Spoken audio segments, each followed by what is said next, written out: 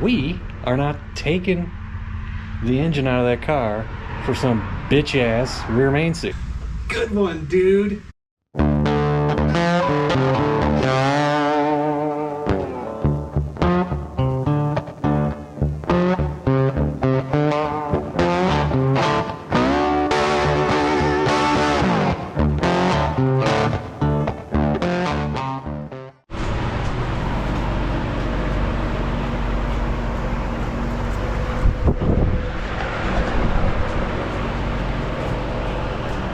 What's up, motherfoxers?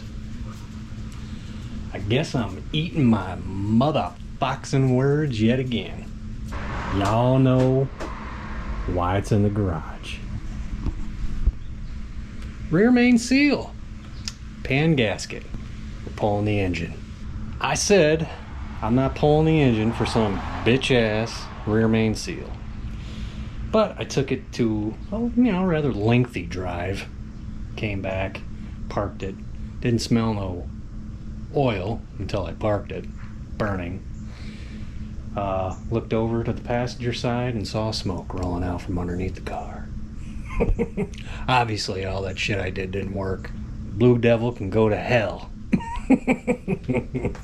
But somebody commented in one of my videos, the two-piece, he said, do you got a one-piece or a two-piece gasket? Because I used a one-piece gasket, and in the rear end, the rear of it leaked on me. I swapped it out with a multi-piece, solved the problem. This is a 1980 block with a two-piece rear main seal. I am replacing the rear main seal. He says it's probably not that, it's probably the gasket. To get a good non-Felpro gasket, because the common denominator here is Felpro, pan gasket, Felpro, rear main seal. I tried to get something different, like a Mr. Gasket or what is that, a Mal, whatever the fuck that thing is, I don't know. You can't get them. I mean, it's going to take a few days. But I got a high performance Felpro two-piece. It's not the regular one, so we'll see what happens with that. It could not be the rear main seal, but why I got it out, why not just replace it with something that's supposed to be better, I guess, I don't know. So it is Thursday afternoon. This car will be running by Sunday. We're yanking the engine and tranny out of this sumbitch, and we'll have it running by Sunday. I'm telling you right now, it's gonna happen. So I'm gonna get underneath this thing. I'm gonna put the blocks on all four wheels. We're gonna pull the exhaust down, get the drive shaft unhooked, get the cross member unhooked, prop up the if we need to, the transmission, and then as soon as I get that, we'll put her back down. I'll start getting the accessories off, hopefully today. That means tomorrow when I come, we'll get it all loosened up, maybe pulled. I don't bank on it. And then Saturday, yank it, pull the 351 block off the other engine stand, stick this sumbitch on it, flip her over, and replace it with the old cork. Now, when I thought about this, when I did it the first time, I had to pull the pan off a couple times. It was just some fuckery going around, but when I did that, I remembered I had a hard time getting everything to go down on it. And the guy who commented, I can't remember your name, dude, sorry. He said he couldn't get his to go down. And now that when he said that, I remembered that happening to me. So hopefully, the old school shit works. I might just get a RTV caulk gun and just go at it, but that's what's happening. Howdy! We love these cars, right? We love them so much. There you go. The only thing hold them on, I'm not going to pull these off tonight. I'm done for the night, but basically the motor's free. Transmission's free, there's no drive shaft. The H-pipe's off. It's over there. Drive shaft is on the ground back here. Boom. The only thing left to undo is that damn temp sensor. Remember these guys, those barrel connectors? I crimped those. Now we're gonna have to cut them sooner than I want to. I just got to take the throttle cable loose, fuel lines, hoses, and the temp sensor, and this motor's free and ready to come out. I don't know, maybe we'll pull it out tomorrow. I was planning on Saturday, but shit, why not? We got to get it off here. Like I said, we got to take the 351 block, put it on its end, and then, because we need that, of course, that one's a little bit occupied right now with a coyote. So, we'll see you probably in a second for you. All right. She's free as a hooker in Vegas to go, you know, oomph somebody for money. So, so the funny thing is, I've got this plate and I've got the coyote plate that came with the coyote. Neither one of them will help us pull this engine out. So we're looking for bolts and everything, trying to figure out how to pick this thing up. And then I just said, hey, let's look on O'Reilly's to see if they got one of those in stock for 20 bucks. And there you go. That's how we're gonna get it out. But I'm gonna get the hood off, move her back, and then dig out the hoist. What a mess. There's a 351 sitting over there. All right, I was worried I was gonna, because when I pulled the dipstick on this thing, I seen some itty bitty chunks, I guess you could say, and that was because of probably the rings, you know, breaking in. There's only like this engine's probably got just over 700 miles on it right now, so let's see if we can't get a couple of these. There is some little sparkle chunks. There's one right there, if you can see it. I mean, I'd be worried if it was like a shitload of it, but that just, look at that, there's a couple there. That looks like just ring time. Just ring wear. 700 miles, I mean, and we'll get that changed out and everything. If anybody was wondering if my $140 roller, link bar roller rockers were eating this thing alive, I was kind of questioning that too. There's the proof that it's really not.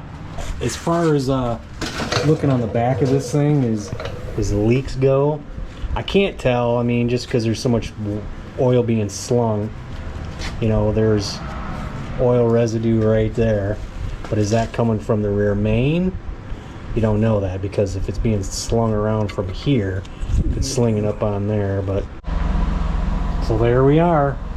She's all on the stand. Yippee-ki-yay! Yeah, close quarters in here. I'll come out here tomorrow and flip this over and change her all out. 'Tis Saturday, and it's supposed to be hotter than Satan's taint today, so yay! So I learned something about two-piece rear main seals. When we went to put this in this engine, I had no idea what a two-piece rear main seal was. So it was a last minute thing that we installed it, you know. Learned a couple things, and I'm going to show you what we learned. One thing is, did we put it in the right way? There is a right and a wrong way. I mean, flip this sucker over and see if we did that right. The other is the clocking of it. You're supposed to offset it a little bit and use RTV. Guess we should have looked that up before we did anything like that. And then, of course, you know, I think obviously the pan gasket is just leaky, so we'll get that addressed too. I know you're wondering. Yes, we have black cock. Well, we did the smart thing for us. We brought it outside and dumped it. So, and I pulled this off here. This is all, it broke off because that's where you put our TV. Here's the front of it. Check this out.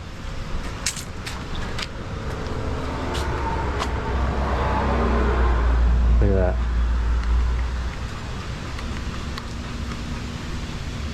I don't think the one-piece gasket was the problem. I think quality was a problem. I think that's what that is. They were stretched. They just because these are RTV down in there. There was nothing in there. We pushed it down. I remember pushing that down in there, but I don't remember that. But there you go. There's your Felpro quality. I was always a proponent of Felpro. I'm starting to lose my faith, especially after seeing the intake gaskets on these things look horrible brand new, but that looks to be the problem. Well, there you go. There's the journal. It's pretty good. The bearing doesn't look bad. There's like a little, you can feel with your nail, but there's nothing on the journal, so that's kind of strange, a little weird. It appears that we do got the gasket in, or that seal in there right, because this edge right here is supposed to go toward the crank, which it is. Okay, put that cap on there like so. And from that video I watched, that little lip goes toward the crank. And the other thing that I learned is you don't put them in symmetrically like that. This is the bottom one. You're supposed to put it offset like this and then put our TV over each side of this, not that. So interesting. And then they also put our TV across here.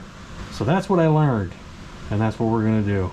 We do see a little bit of scarring going on in number 8, but if she dies, she dies. It'll be fine. It's not a big deal. I mean, I could crank this and show you. It's funny. I'll put a picture up because I took a picture of it. But I can't remember. I mean, you can kind of see it down there. Some of these were like that because, guys, this was sitting in that shed right there. This is just sitting, and all I did was hone it. And then I just bought new rings because I had to use these pistons because this engine was 40 over. Because I was going to use the other pistons that were 30 over, but this was 40 over. This is what I had. So, and I honed it, and it had some vertical lines in it that I said, you know what, whatever. It's not a forever engine, so I didn't really give a shit. So, anyway, I don't think this is the culprit. I think it was that pan gasket that was obviously terribly. Yeah, it was just stretched out. I guess I didn't notice that. So we'll pound these out, put the new one in, and then get it all RTV'd and shove it back together. First I got to clean all this to make sure there's no oil around in there so I can get the RTV to stay. But yeah, we'll get it taken care of. Alright, so here's the deal. This one has got some kind of little lip on it. And it is a little bit bigger. So it's thicker. Right. Since this other one is basically brand new, and we pretty much know it was the damn oil pan gasket that wasn't fitting properly. These, there's nothing wrong with these, right? So we're just going to offset them like we're supposed to. It even says it in the directions on that other thing to offset it 3/8 of an inch up instead of symmetrical. And I'm just going to reuse these. This is, I mean, I didn't realize this thing was going to be bigger and have that freaking tab on the side of it, which is stupid. I have no idea. I have no idea. Alright, so there we go. Got that lid sitting right there, and we'll stick this other one like this on here and in that.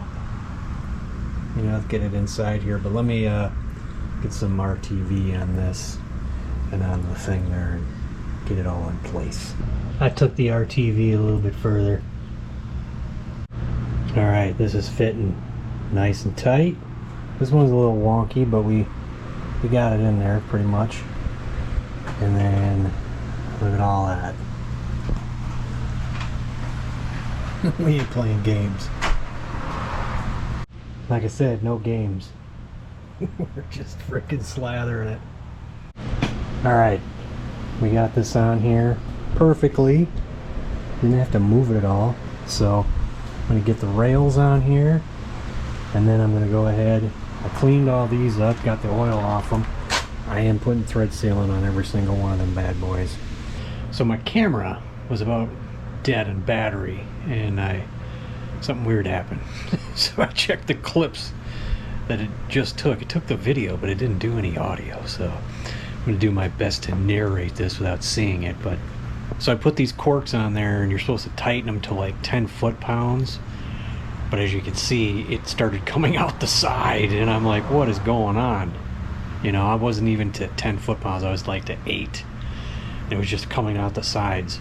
What I didn't know is you can't put RTV on it like that. I didn't know, man. I never messed with cork gaskets, guys. I had no idea. Somebody probably was watching that and going, "What are you doing? You can't do that." But there it is. It was just coming out the side, and then of course here's the carnage of what happened when I took the pan off. So it's all messed up, man. So here I am now, and I went and bought another gasket set. You know, I guess I learned a lesson on that one. I ended up texting Ford Blue Gauge, said, "Hey dude, what's up with this?" And he says, "Oh, you put RTV on it, you can't do that, it'll slide out like it did." And he says, "This is what I do." He puts a very thin layer of RTV on the block, puts the gasket on, sets the pan on, pushes it down, walks away. Let that RTV kind of harden up, cure a little bit. He goes and come back, tighten all the bolts down till the gasket starts coming out the sides. As soon as it does that, stop, and then go around and tighten all the bolts like a 1/16 of a turn. And he says he's never had a leak. So lesson learned, man. I didn't know. I had no idea. I never messed with cork. I was like going for 10 foot-pounds, and I was doing it in a star pattern. I wasn't just doing one side and then doing the other. I was going back and forth, you know. Well, there's a lesson learned on that one. I had no idea. I just didn't know. So you're probably wondering, well, why didn't you stop when you saw the gasket sliding out? I did. This is the funny part.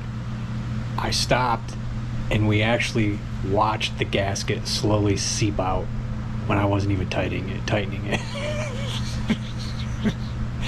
What a mess. What a mess.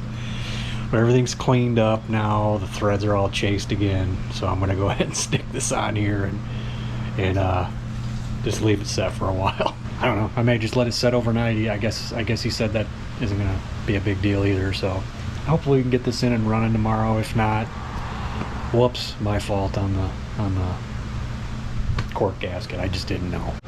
There you go. Thin layer. That one's already down. There you go. I put all the bolts in there. I could actually untighten these if I tried with my hands. They're just on the verge of starting to tight. All of them, just to hold everything down. I'm just gonna leave this overnight, man, and I'll come back out here tomorrow and tighten them up like he told me to. Look, proof, I sealed it. Both of them. This thing is weird because it went all the way down to the end of the threads, man. So, but I really gooped it on there, so hopefully it seals it. And the pan's all done. This, overnight, as you can see, it leaked onto the gasket. It's upside down, so I don't know why it's doing that. But trying to find a 20mm by 1.5 bolt is virtually impossible. There's one place in town that might have it, but they're not open today. Well, that was quite the adventure. There was a lot you didn't see. You should be thankful for it. There you go. She's up on there. We got the H pipe in, so a little explanation of what happened here. We had this thing in before 11:30. We started putting up the transmission and everything, but the clutch was loose for some reason. We had to pull the transmission back out, which means we had to pull the H pipe that was starting to be bolted in out. Try to pull the drive shaft back out, and then when we pulled the tranny out, everything was in there. The throwout bearing, everything was good. We thought maybe it came loose from the pivot. After all that, I should have did this earlier. I said, wait a minute, hang on a second. So I got in the car, pretzeled myself underneath the dash to find that the cable had come out from the slot and was caught in the secondary slot. That's why it was loose. And when I got over there and looked at that, my dad was still under the car. I said, because we had the tranny half bolted back in, I said, bolt that damn transmission back up. He's like, what? I said, freaking cable came loose. So we didn't even have to do that. We don't have the motor mount bolts on, but we do have the transmission, and the X pipe, or the H pipe, is all bolted in right now. So, well, it's Monday and it's all ready to go. I don't have any oil, I don't have any antifreeze, and we still got to put the shifter in. But other than that, this thing is wired up, everything is connected. I still got to get underneath the dash and take care of the clutch cable. I'll go and grab some oil. I know I said Sunday, it's Monday, but we had an unforeseen incident with the whole clutch cable deal, you know. So. Alright, so 20 millimeter by 1.5 apparently is the unicorn of bolts, because I can't find it anywhere. Family Farm and Home, Home Depot, Menards, Lowe's, a local place here in town that has oddball stuff, Fastenal. I go on the internet, you can't even, you search 20 millimeter by 1.5, they want to give you 10 millimeter by 1.5 by 20 millimeter. The sensor was broke off inside there. I put some RTV on that, and we made a gasket from some gasket material we have. So that's what I'm gonna do. I mean, I can't believe we can't find this. So I guess I'll have to fix that now. That wasn't smart.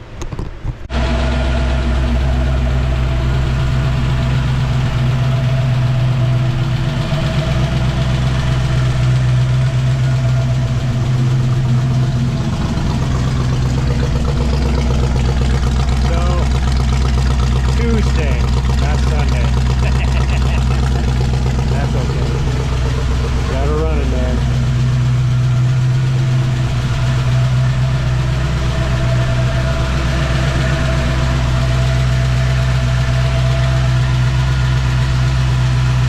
Don't see any leaks yet. When we first started it up, we had a gas leak right here. I had one of those eBay fittings. This is an evil. I had to replace this. I don't know, it must have got smacked or something when we were taking the engine out or something. And it just started leaking like a sieve. So, no big deal. Gotta like the easy fixes. Yeah, the other thing was, it backfired. Something feared, boom, you know, on us. When we first started, I'm like, what the hell? That's why I marked these to make sure I got them in the right spot.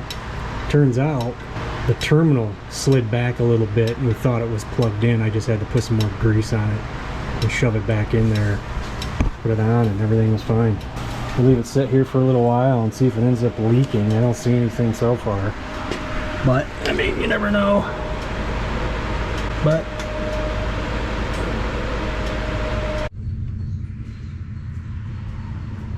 so there you go. So where's it coming from, you might be asking? The same place it has been. So that's a big swift kick in the balls. I have never checked any oil pan that I've put on any engine to make sure it's not going to leak, because they never leaked. This is the first one. So obviously it's the pan. We looked at the pan. Everything, nothing seemed out of the ordinary. So my guess is that part where it goes over the crank is tweaked just enough where it's not noticeable, but enough where it's gonna leak. Interestingly enough, when we pulled off the pan, we saw that the gasket did not fit over the crank. When you see that, you'd think, well, obviously that's the problem. So apparently we had two problems. The gasket didn't fit and the pan's tweaked. The new gasket does fit nice and tight on there. All that work for nothing. So yeah, man, there you have it. I don't hide anything on this channel. The mistakes I make, there you go. There's something you don't want to have to run into.